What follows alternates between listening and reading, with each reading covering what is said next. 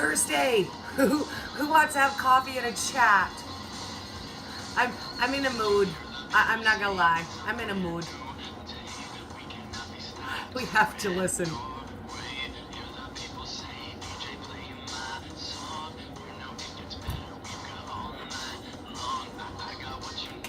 I love it.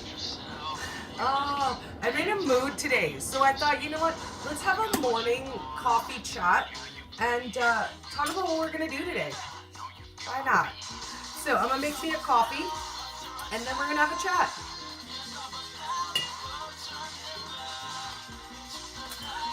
This song makes me giggle this morning, and I feel like it's exactly the right song for this morning. Like, I feel like it's definitely our song today. Like, Dory's having a mood. Dory's fixing for a rant today. I can't lie. Like, I just put too much water in my coffee. It's that day.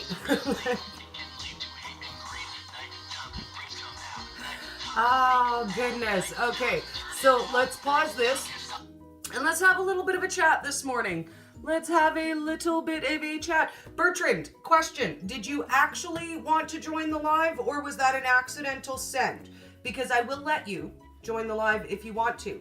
But if you didn't actually want to and I click accept, then I can't save it. So give me a thumbs up or down if you actually intended to send me a request, because if you do want to hop on and chat, we'll totally do that. But if it was accidental, I don't want to just flip the camera on you, because I've done that before. I do that.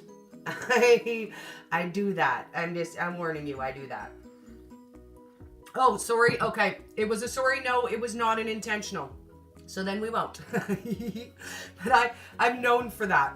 I won't lie. If you guys accidentally send me a request to join, let me know right away that it was an accident, because I'll just pop you right in. I love to chat, so if you guys want to hang out and chat with me, I'm honestly, I'm never going to say no unless I'm recording something for a video, because once you add a guest, you can no longer save it. So there are a few times, sometimes people actually intend to hop in and chat with me, in which case I love to invite you. And that's an open invitation. If I'm on a live and you have questions and you want to hop in and join me and ask your questions, you guys are always welcome to do that. So this afternoon, we're going to get together and we're going to do Spill the Tea Thursday with Dory. I'm going to get my hair all curled up and everything so you guys can see all my pretty new colors. You can't really see it when it's up, but it's still pretty and I still love it. And look at, I have all my dark purple back. I'm so excited. I just quick threw it up to run out the door today, but when we come back later to hang out, I'll get it all curled up pretty and you guys can see how awesome it looks. So, mostly I just wanted to chat with you guys this morning and see where you're at this week, how you guys are doing, and see if you're affected by the internet breaking this week, because I'll tell you what, we are going to talk about the new, I don't even know if I could say it without laughing, Canada's new food guide. I'm so excited, guys. We're gonna chat about it. Wow, I'm totally stoked about the new healthy food guidelines. I think they're awesome, and yeah, I'm just gonna yay Canadian government for having our best health in mind at all times, right? I really appreciate that, and also thank you to our Canadian government for protecting us from the people who are truly trying to take advantage of us and, you know, advertise and have their sway on the Canadian food guide. Now, who is the bad guy? Who is the bad guy? You probably want to know who the bad guy is. Well, that would be our dairy and beef farmers. Of course, duh. The little guy, right? The family farms who are trying to produce healthier quality food so that we can buy it and have it. Of course they're the bad guy. Like, duh. I'm surprised you guys didn't know that. Like, I'm surprised you guys didn't know that the little farmer was the bad guy.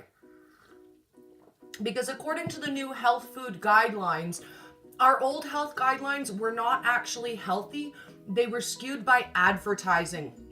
in our industry, and they were particularly skewed by our beef and dairy industry because, you know, we do a lot of that in Canada, especially where I live in Alberta. We're a farm country. We farm beef, and out east they raise dairy. So definitely, I certainly think that, you know, the little family farms are the bad guy, and I'm very grateful that the Canadian government would take time to, you know, protect me from someone who really doesn't have my best interest at heart. You know, like my little local farmers.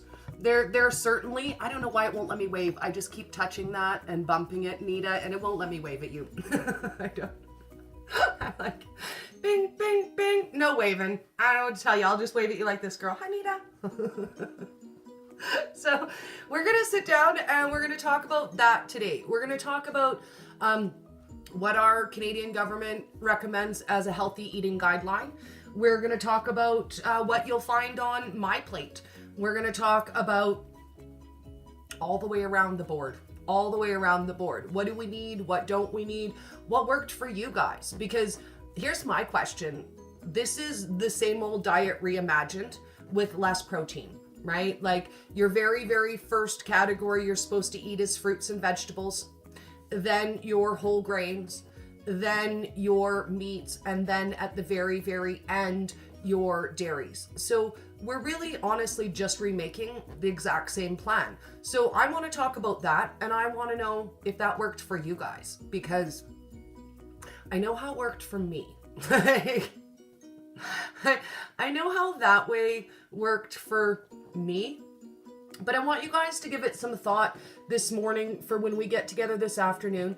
And I want to talk about how that standard diet worked for you. What successes did you see over the years? What failures did you see over the years? How is your life different now after keto? Because I think these are things we really need to talk about. And the pushback would not be so hard if we weren't making a difference. And honestly, that's the bottom line. There would not be such a huge push from all our commercial industries to be anti-keto if we weren't making a difference, if we weren't starting to change how people feel about food. Guess what? We wouldn't be a blip on the radar.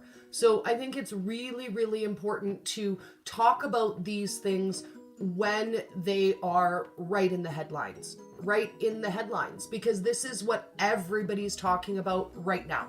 You know, across the board, we are getting new health standards and food guidelines. Are they better guidelines? Are they developed with our best health in mind? Are they developed with food industries and big pharma in mind? And these are things that we really honestly need to sit down and decide for ourselves. No one is going to tell you what is good for you, what is healthy for you. That is your decision to make for you. Now, I'm going to say this. The old Canadian guidelines weren't any better. I'm not even going to pretend like the old ones were super good and now they've just come up with something that's bad, because the old ones weren't great. When I sat down to discuss it with my fiance last night, we had kind of a giggle, and he said this, and I think you guys are going to like it. He said this: well, honey, they've already been wrong for the last 60 years. Oh, we are low battery on Instagram. So it's a good thing we're just doing a quick pop in this morning anyways, because I'm almost dead battery and I didn't even notice. So smooth. Hello, Keto Neo. So we are just doing a super quick pop in, Neo, this morning to let everybody know what we're going to talk about today on Spill the Tea Thursday. We're going to talk about the new Canadian Food Guide standards and who these new standards protect us from. Who's the big bad guy? All our local farmers. And our Canadian government is totally willing to protect us from them. So we're going to talk about that today. I'm really, really excited. 2 p.m. Mountain. So I want you guys to give it some thought. I want you to think about the standard Canadian diet, the standard American diet. Has it benefit you? What have you seen over the last 60 years when it comes to health trends? And how do we have the opportunity to change what's happening in our world today? So we're going to talk about it 2 p.m. Mountain today. I can't wait to see you guys, and I hope you have an awesome day. And guess what? Psst, it's almost the weekend. Yay! I could see Friday from here if I like upon my tippy toes. See you guys soon, 2 p.m. Don't miss it. We're gonna have a lot of fun. Let's talk about it. See you soon, guys.